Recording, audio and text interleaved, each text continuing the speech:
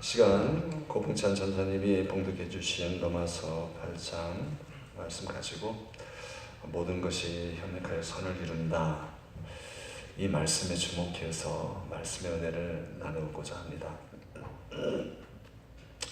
어느 시골에 오영석이라는 어린아이가 있었습니다.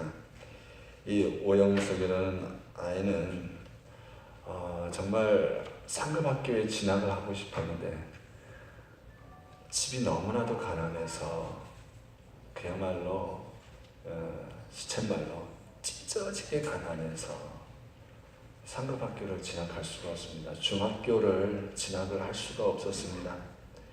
이 소년이 공부는 정말 하고 싶은데 그러나 도와줄 일은 없고, 그래서 간절한 마음으로 편지를 썼습니다. 편지를 썼는데 하나님께라고 편지 봉투에 써서 편지를 썼어요. 하나님, 공부할 수 있도록 진학의 길을 열어주세요 라는 내용의 편지를 써서 우체통에 넣었는데 우체부가 그것을 보니까 하나님께라고 돼 있어요. 이걸 어떻게 해야 되나 하다가 동네 교회 목사님에게 그 편지를 갖다 주었습니다. 목사님이 그 편지를 보니까 그런 내용이에요. 그러나 목사님도 마땅히 어떻게 도울 길은 없었습니다. 시골에서 목사님도 그 아이를 뒷바라지를 할 만한 여유가 없었기 때문에. 그러나 이 목사님은 그 편지를 선교사님, 미국에서 오신 선교사님을 알게 되고 그 선교사님에게 이 편지와 함께 그 아이의 후원자가 되어줄 것을 요청합니다. 선교사님이 그 오영석이라는 아이의 편지를 보고 감동받아서 이 어린아이 소년을 후원하게 되지요. 이 오영석이라는 아이는 독일에 가서 이제 나중에 신학까지 하고 박사학위를 받고 돌아와서 신학교에서 가르쳤습니다. 저에게 조직신학을 가르쳐준 오영석 교수님이십니다.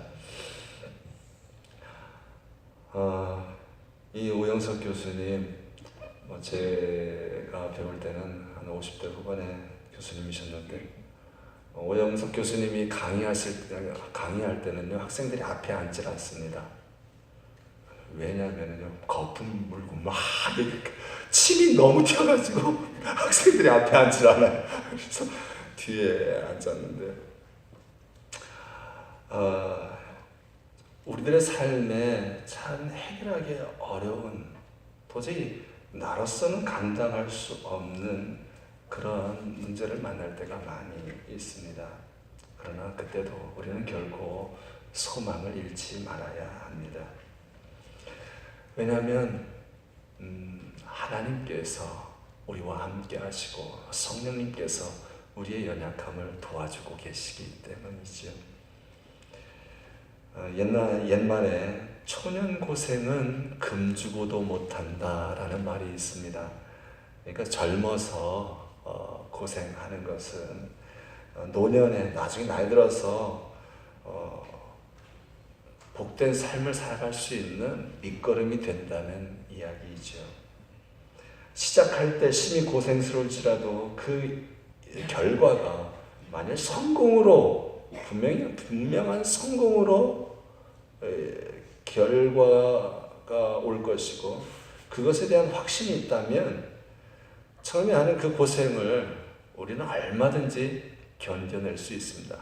우리가 견디기 힘든 것은 고생스러워서가 아니라 그 고생의 결과에 대한 불확실성 때문에 우리는 포기하게 되는 거지요.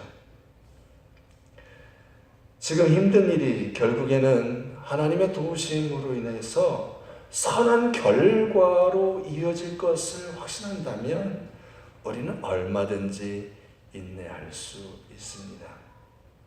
오늘 본문은 이와 같은 결과가 좋은 것을 확실히 알고 살아갈 수 있는 그런 길을 우리에게 제시해주고 있는데요.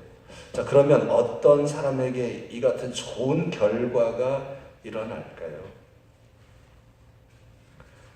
그것은 성령님의 도움, 성령님의 중보 기도를 받는 사람입니다.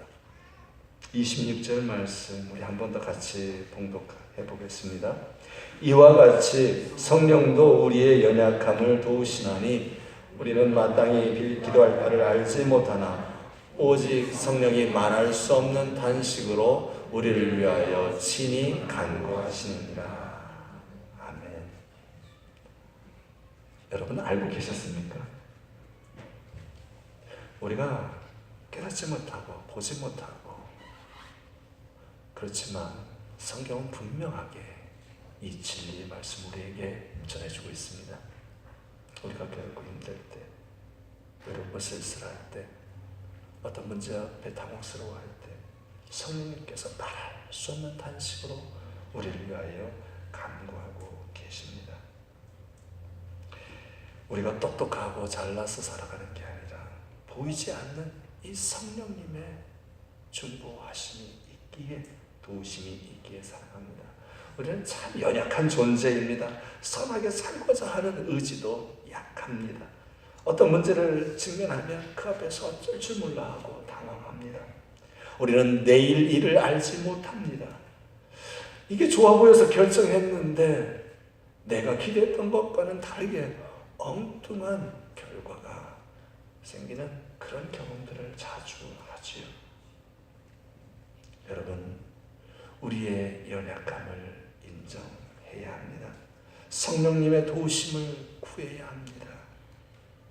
성령님이 우리를 참으로 도우시고 우리를 위하여 중보하고 계십니다. 지난주에 말씀드렸던 성령님의 인치심과 인도 가운데 있는 하나님의 자녀, 그 하나님의 자녀 성령님께서 말할 수 없는 탄식으로 기도해 주고 계십니다. 어제 저녁에 식사 후에 각 부서별로 남성들은 남성들대로 또 여성들은 여성들대로 청소년들은 어린이들은 따로따로 이렇게 모여서 시간을 가졌는데요. 저는 남성 교회원들과 함께 PT에서 나눴습니다. 근데 한 집사님께서 어머니의 간절한 기도 때문에 자기가 어느 정도 믿음 생활을 하고 있다고 그런 고백을 하시던데요. 그렇습니다. 이 세상에서 우리 사람들이 하는 기도 가운데 가장 강력하고 애달픈 기도가 어머니의 기도인 것 같습니다. 왜냐하면 어머니의 사랑은 참으로 놀랍고 위대하지요. 헌신적인 사랑, 하나님의 그 사랑을 가장 닮은 모습이 어머니의 자식 사랑인 것 같아요. 그러한 사랑의 마음으로 자식을 위해서 기도하니 얼마나 간절하겠습니까? 나를 위해 기도해주는, 정말 간절히 기도해주는 그 기도, 우리에게 큰 힘이 됩니다. 그런데 여러분 기억하십시오. 이 세상 어느 것보다도 강력한 성령님의 중보 기도가 있음을 기억하십시오. 어머니처럼, 아니 어머니보다 더 애타는 사랑으로 우리를 위하여 단식하며 기도하시는 성령님이 계십니다. 그 도우시는 은혜로 우리가 살아갑니다. 우리가 때로 연약해서 쓰러지고 넘어지고 또 좌절하고 실수하고 죄 가운데 있지만 성령님께서 한번 택하신 그 자녀들을 놓지 않으시고 중보하며 탄식하며 기도해 주십니다. 그 영적인 후원과 지원이 있기에 우리가 다시 또 일어나 믿음의 발걸음을 옮겨갑니다. 이 중보 기도가 있기 때문에 여러분, 우리는 하늘나라에 확실히 다다라서 영광, 주님의 영광 가운데 들어가게 될 것을 믿습니다. 우리가 능력이 있고 우리가 믿음이 좋아서가 아닙니다. 성령님께서 우리 우리를 붙들어 주시고 인도하시기 때문에, 그 은혜 안에 있기 때문에 우리는 그 하늘나라 여정의 그 길을 갈 수 있는 겁니다. 주님께서 도우셔서 완주하게 될 것입니다. 여러분들 이것 기억하시고 감사하시고 이 성령님의 인도하심을 의지하시기를 바랍니다. 다음으로 우리의 인생이 복되고 좋은 열매를 맺기 위해서는 하나님을 사랑하는 사람이 되어야 합니다. 26절 말씀 함께 읽겠습니다. 우리가 알거니와 하나님을 사랑하는 자 곧 그의 뜻대로 부르심을 입은 자들에게는 모든 것이 합력하여 선을 이루느니라. 아멘. 무엇보다도 하나님을 사랑하는 이에게 하나님은 풍성한 삶의 결과를 얻게 하십니다. 하나님을 진심으로 사랑하는 분들이 결국에는 평강의 복을 누리는 것을 자주 봅니다. 그 자손들이 참 복되게 되는 것을 봅니다. 하나님을 사랑한다는 것은 하나님을 가장 귀하게 여긴다는 것이고 하나님을 우선순위에 둔다는 것이지요. 여러분, 사랑에 빠지면 그 사랑의 대상에게 온 마음과 관심이 그리고 많은 시간을 그 사랑하는 이에게 투자하지 않습니까? 자식이 태어나면 그 자식 사랑 때문에 많은 신경을 쓰잖아요. 그리고 많은 것을 투자하고 또 그 사랑하는 자식과 가까이 하고 싶어 하잖아요. 자주 만나고 싶어 하잖아요. 연인을 만나면 어떻습니까? 기쁘고 좋고요. 헤어지면 또 보고 싶고, 만약 그 마음이 없어지면 사랑이 식은 거겠지요. 진정한 사랑의 사람 정말 보고 싶어 합니다. 하나님을 사랑한다면 하나님을 만나고 싶어 해야죠. 우리가 만날 수 있는 방법은 하나님의 말씀에 귀를 기울이고 하나님께 나아가 무릎 꿇고 기도하는 것이죠.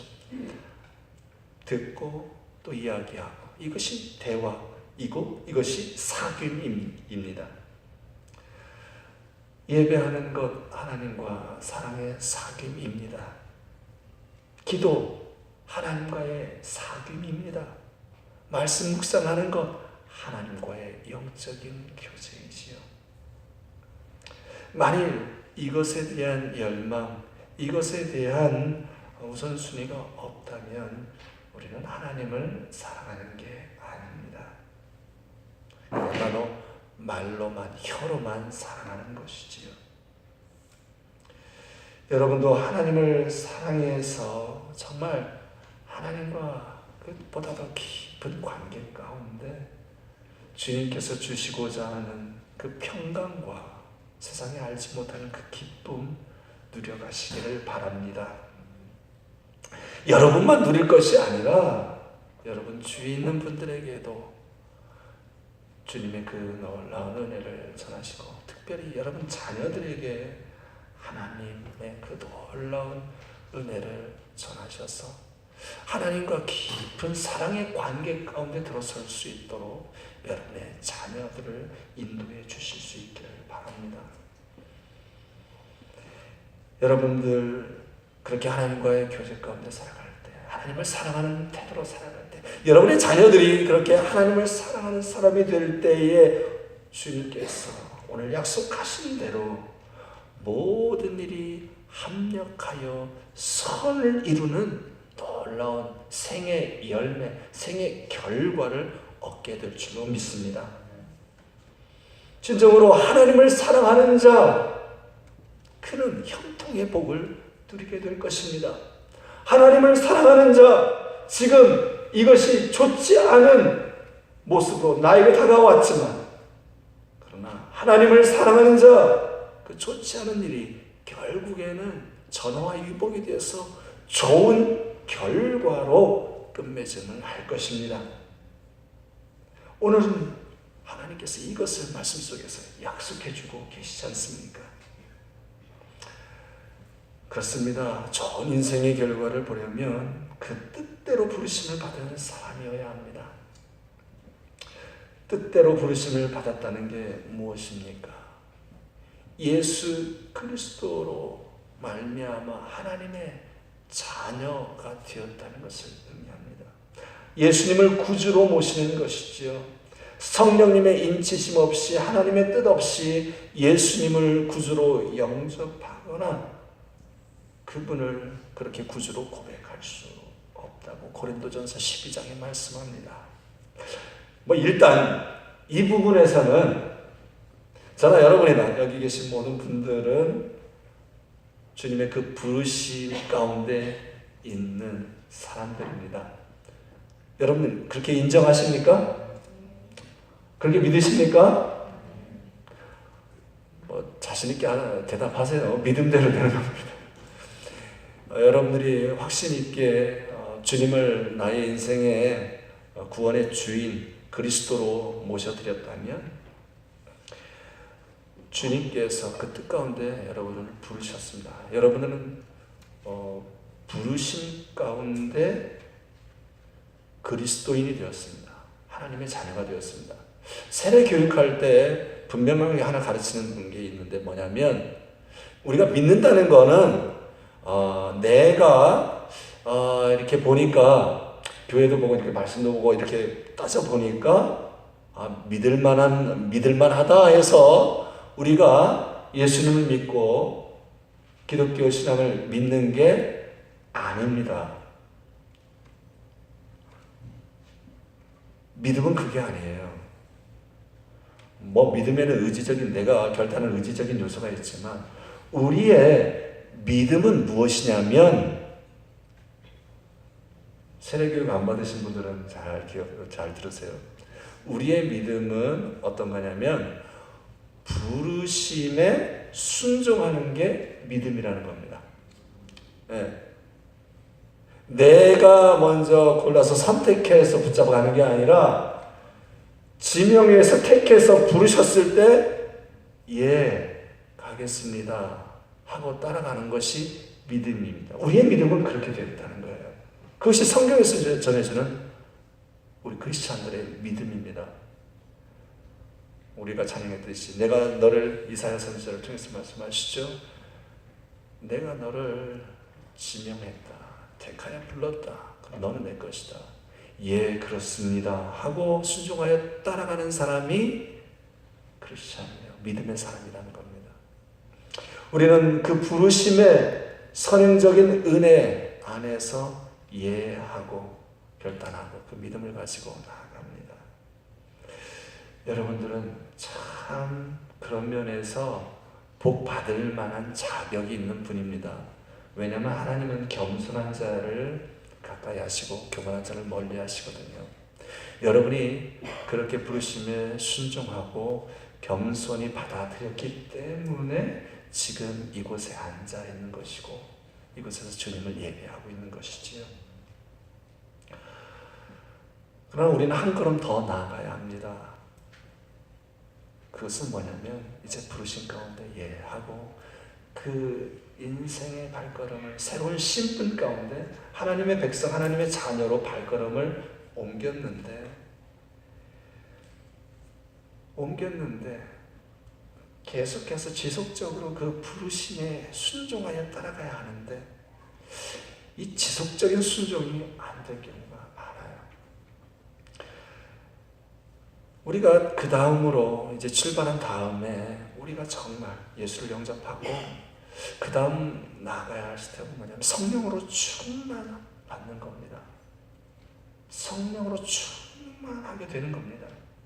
성령으로 충만하다는 것은 가득 찼다는 것은 성령의 지배를 받는다는 건데요. 이 성령의 지배를 받는다는 것은 여러분 보셨어요? 귀신이 들리면 어떻게 돼요? 자기 이성은 사라지고 그야말로 자기의 정신은 사라지고 그 귀신에 사로잡혀 귀신에 의해서 움직이잖아요. 그럼 성령의 지배를 받는다는 것은 성령이 나를 막 주장해서 나의 이성은 사라지고 그냥 모라지경에 막 그렇게 이끌려 살아가는 것인가? 그건 아닙니다.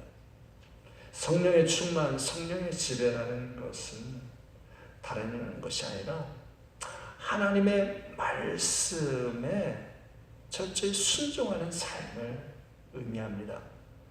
에베소서 6장에 있는 말씀처럼 성령의 검은 곧 하나님의 말씀입니다. 하나님의 말씀이 가득하여 그 말씀을 지켜 행하는 것이 성령 충만한 삶입니다. 우리가 예수 그리스도를 구주로 영접했으면 예수 그리스도를 주인으로 삼고 그분의 말씀에 그 뜻에 순종하여 살아가야 합니다. 그렇게 온전하게 순종하기 위해서 성령님의 도우심을 구하며 살아가야 합니다. 그 길이 때로는 힘들고 험해도 말씀에 순종하여 살아갈 때 결국에는 모든 것이 합력하여 선을 이루게 되는 것이죠. 여러분, 우리는 하나님의 사랑과 하나님의 그 부르심에 순종하여 나왔습니다. 주님이 우리를 먼저 사랑하여 주셨습니다. 우리는 그 사랑 가운데 교감이 있어야 합니다. 하나님의 그 놀라운 사랑 가운데 교감을 하려면 우리 안에 하나님을 향한 사랑의 마음이 정말 가득 차 올라와야 합니다. 그 사랑의 마음이 가득할 때 정말 성령에 충만한 사람이 되고 뜻대로 부르심 가운데 있는 사람이 되는 거지요. 그런 상태에 있을 때 모든 것이 합력하여 선을 이루게 됩니다. 모든 것이 합력하여 선을 이룬다 했는데 여러분 이 말씀 한번 잘 묵상해 보시기 바랍니다. 어떤 것이요? 모든 것입니다. 예, 모든 것입니다. 뭐 맑은 날이든 비 오는 날이든 눈보라치는 날이든 상관없습니다. 잘 되는 날이든 잘 안 되는 날이든 상관이 없습니다.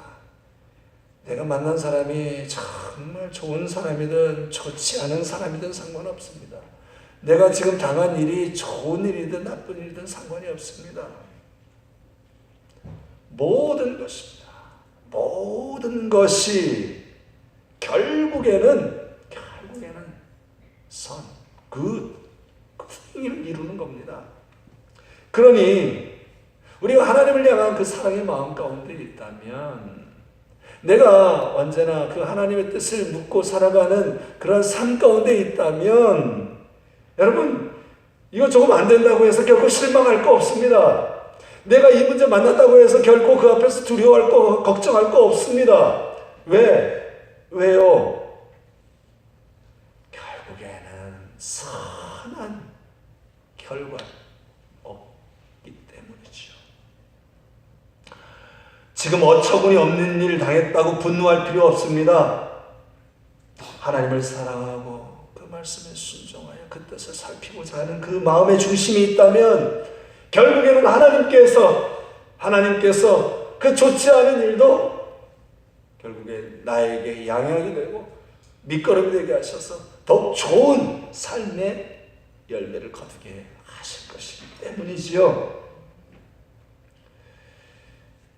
오늘 본문 이 말씀 우리가 진정으로 아멘으로 화답할 수 있다면 우리는 어떠한 상황에서도 넉넉히 믿음에 인내할 수 있고 결국에는 놀라운 하나님의 은혜와 복을 경험하게 될 것입니다. 내 마음의 요동함을 다스릴 수 있습니다. 여러분 우리 앞에 고난이 겹겹이 다가올 때 대단히 실망스럽고 걱정스럽고 두려움과 분노가 일어날 수 있습니다. 그러나 여러분 오늘의 말씀 붙들고 소망 중에 믿음으로 인내하시기를 바랍니다. 여러분 요셉의 인생을 한번 보십시다. 참으로 유복했던 시절은 잠시였습니다. 10대 초반에 그는 형들에게 배신당하여 이제 이집트에 노예로 팔려가지요. 여러분, 형제들에게 배신당해서 멀리 타국으로 어린 나이에 노예가 되어 갈 때에 그 마음이 어떻겠습니까? 그 마음이 어떻겠습니까?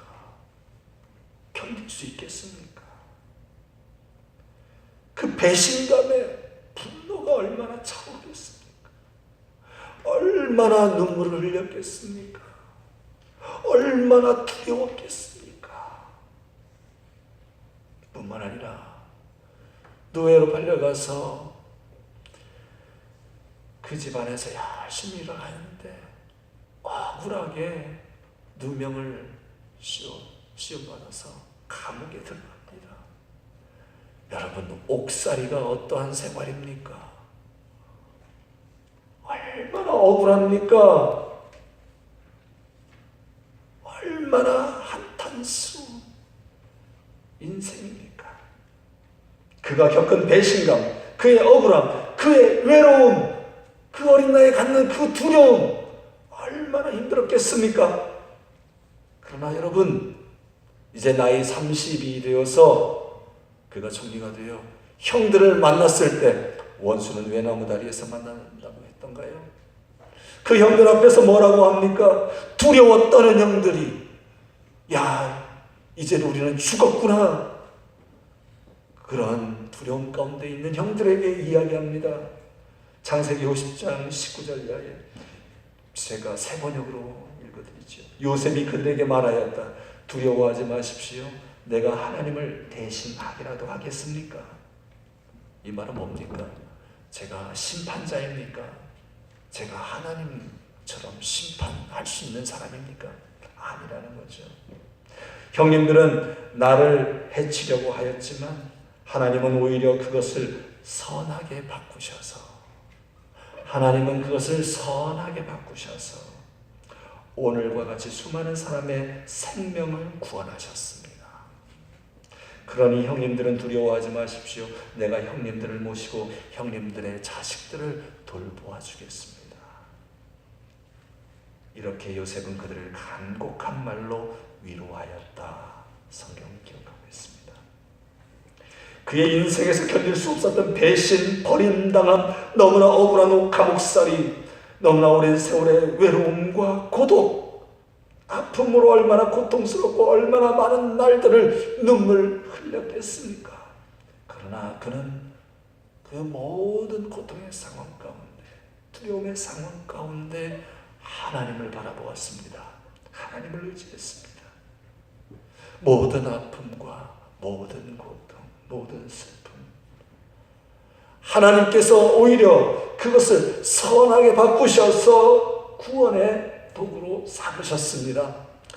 여기 계신 우리 기쁜 소리교회 여러분, 요셉과도 같은 축복을 누리시기를 바랍니다. 여러분이 당하는 슬픔, 외로움, 고통, 배신, 아픔, 그 어떤 것 하나님께서 선하게 바꾸셔서 여러분이 당한 그 어려움을 통하여 결국에는 생명을 구원하는 그런 놀라운 역사를 이루게 하실 것을 믿으시길 바랍니다.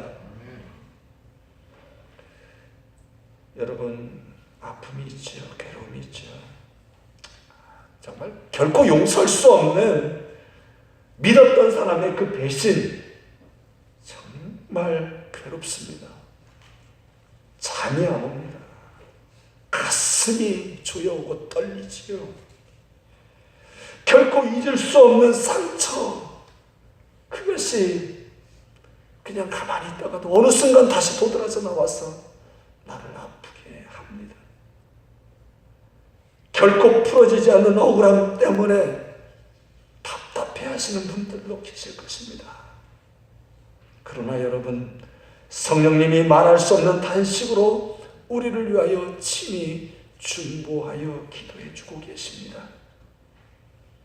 여러분의 모든 염려, 모든 아픔, 여러분의 육신의 질병, 자녀의 문제, 그 모든 것은 하나님의 사랑과 성령님의 다스림 가운데 있습니다.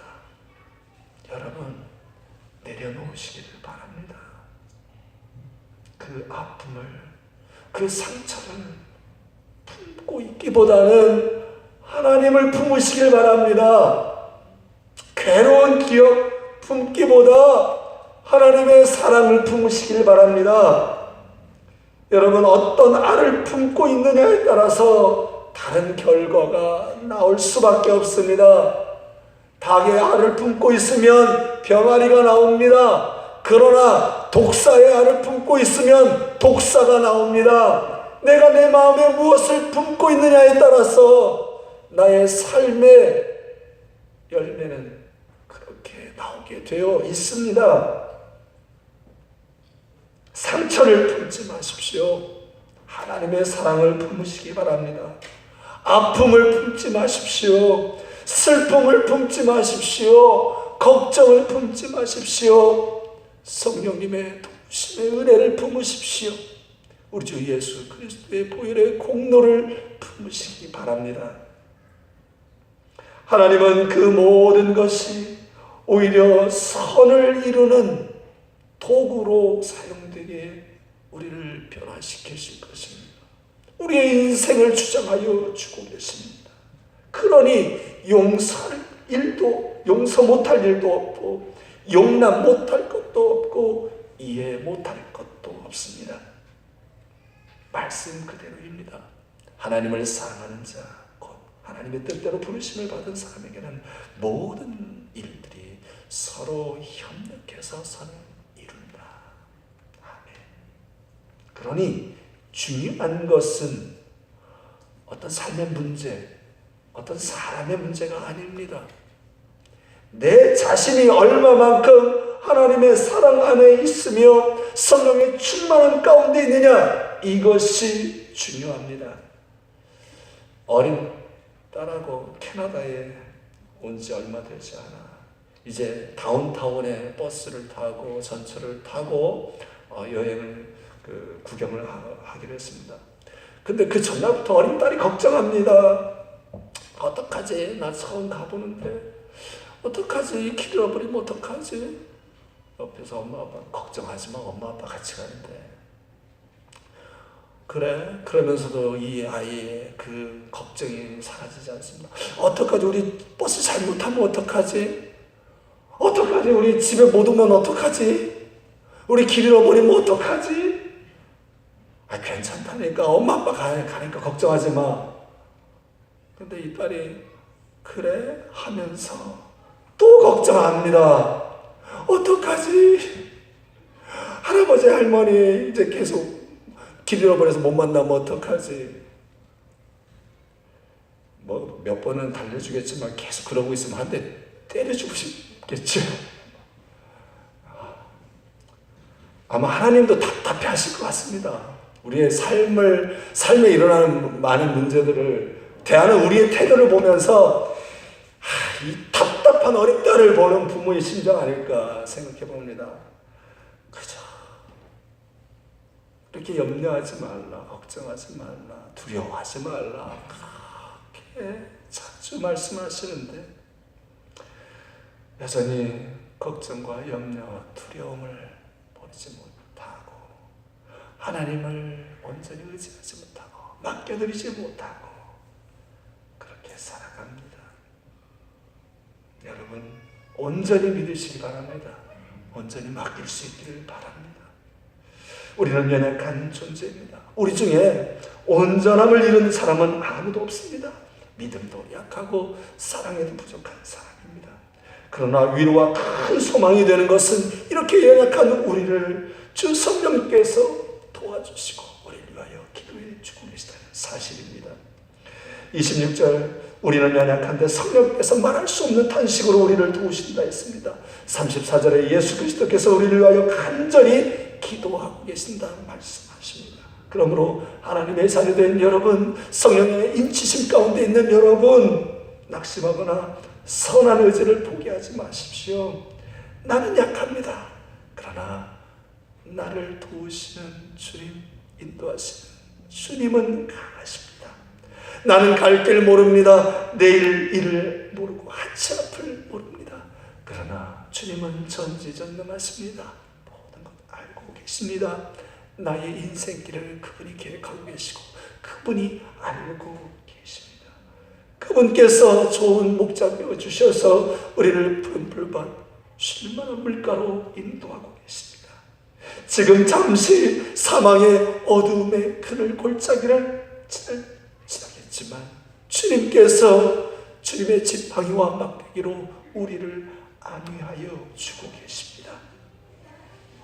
그러니 여러분, 어려워도 아픔이 있어도 걱정이 있어도 문제가 있어도 하나님 바라보며 하나님 찬송하며 하루하루 살아가시기를 바랍니다.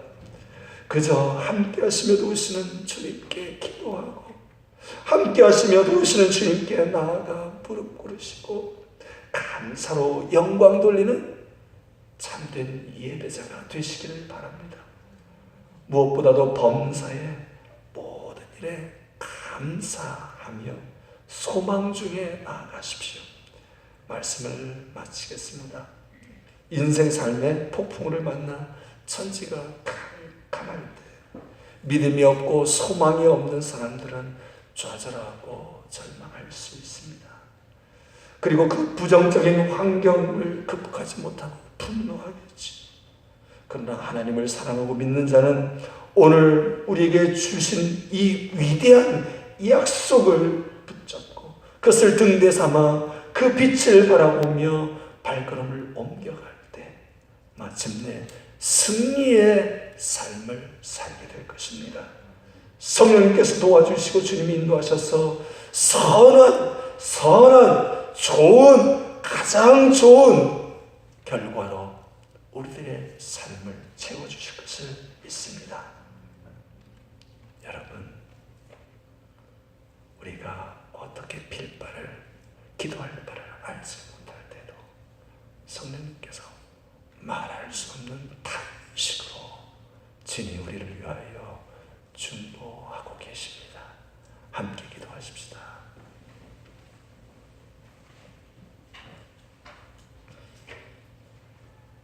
이 시간 참으로 우리를 위하여 말할 수 없는 탄식으로 기도하고 계신 그 성령님을 기억하시고 저희가 주님을 믿는 그 믿음 안에서 평안을 누려가게 해달라고 기도하십시다. 여러분, 삶에 많은 걱정이 있지요, 문제가 있지요, 감당할 수 없는 어려움이 여러분 앞에 있을 겁니다. 그러나 주님께서 결국 주님을 바라보는 자들을, 주님을 사랑하는 자들을 그 모든 것을 합력하여 선을 이루신다 하셨습니다. 여러분, 이 말씀 믿으시고 여러분의 문제를 주님 앞에 고백하며 내려놓고 맡기실 수 있기를 바랍니다. 함께 기도하시겠습니다. 아버지 하나님의 시간 주님 앞에 연약하고 부족합니다. 저희가 주님을 잡아 주시옵소서. 어찌 저희가 주님의 계획을 알 수 있겠습니까? 어찌 저희가 주님의 뜻을 온전히 반가울 수 있겠습니까? 알 수 없습니다. 그러나 주님의 말씀을 믿고 의지하겠습니다.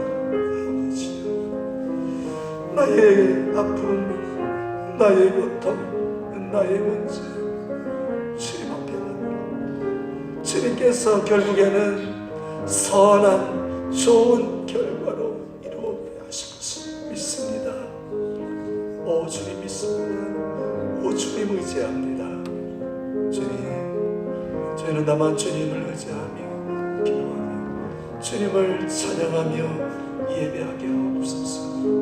오 주, 다스려 주시옵소서. 약속하신 말씀을 우리 삶 가운데 이루어 주옵소서. 모든 것이 완벽하여 선을 이루게 하여 주옵소서. 오 주님, 이루시어서 영광과 찬양 받으시기를 소원합니다. 오 주님, 함께하여 주옵소서. 오 주님, 감사합니다.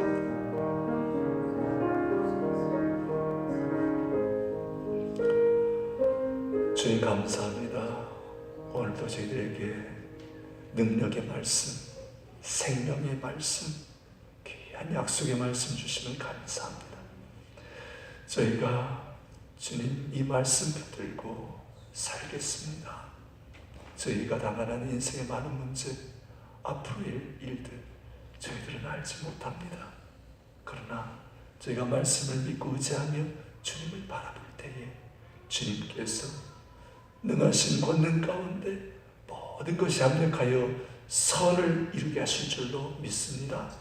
이루시어서 저희를 통하여 영광과 찬양을 받아 주시옵소서. 또한 살아계신 주님을 저희가 힘써 증거하게 하여 주옵소서. 이 모든 것을 살아계신 예수 그리스도의 이름으로 기도하옵나이다.